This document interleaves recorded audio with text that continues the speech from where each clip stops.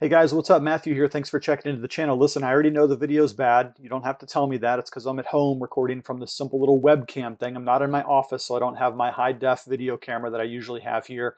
But I do have a very critical question I need to ask you. I'm getting to the place where I need to decide on a cover for the book that I'm writing right now. Now, let's set the Jonathan Edwards Study Bible aside. That book is making great progress, but we have a long way to go. We're finishing up the content for the Edwards Study Bible, but we still have design and layouts and editing and proofs and publication, all that sort of thing. It's going to be a while away.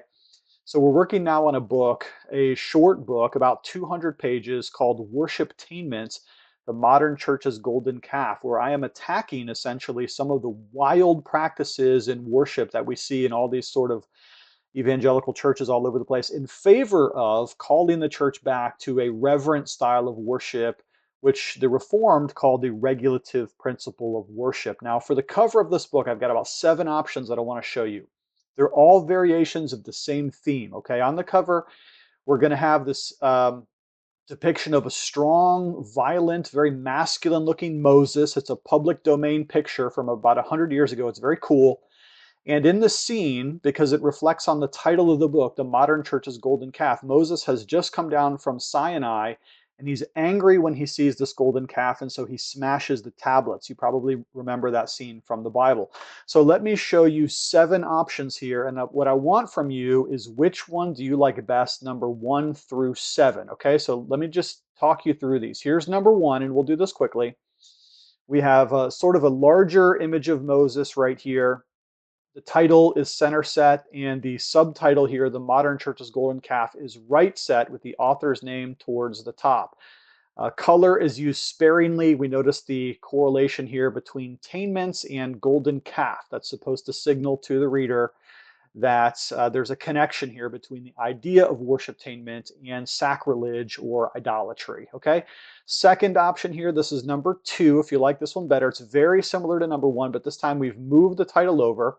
We've broken it up by way of a hyphen, and that's because the word worshiptainment is sort of awkward, right? It's a big long word that's not really a word. It's called a portmanteau, technically. It's when you take 2 words and you jam them together like spork, spoon plus fork. Anyway, you get the idea. So this time we've broken this up so we can see the word worship. We still have attainments in gold here. And once again, Moses is seen towering over the image here with sort of this conveying of his violent frustration. Okay, third option here, quite different. This time we have the background of the scene. Okay, this comes from an old family Bible. It's a neat kind of a portrait here of Moses. This time the golden calf is in view here, and we've put it in a golden box. We've moved the title back to center set, and we've moved the subtitle below the picture. So that's number 3. Okay, here's option 4. It's going to be similar to 3, but this time we remove the background. Okay, this really brings Moses and the golden calf into focus so that you can see that it's a confrontation between Moses, who represents right worship, and the calf, who represents idolatry. Okay, so there's 3, and this is 4. Which one do you like better? Okay, now here's 5. This time we've just removed the yellow box, very similar to 4. I'm not sure if the yellow box helps or if it hurts. So if you like the yellow box better, that's 4. If you like it with no box, that's 5. Okay.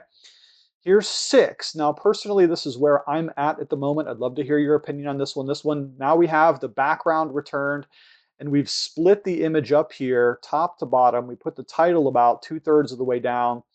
And the reason we have this sort of recessed, broken image down here is that this shows the broken tablet in better relief. So again, you kind of get this idea that Moses is very frustrated and he's smashed the tablets, which the Lord is going to have to remake later in another scene.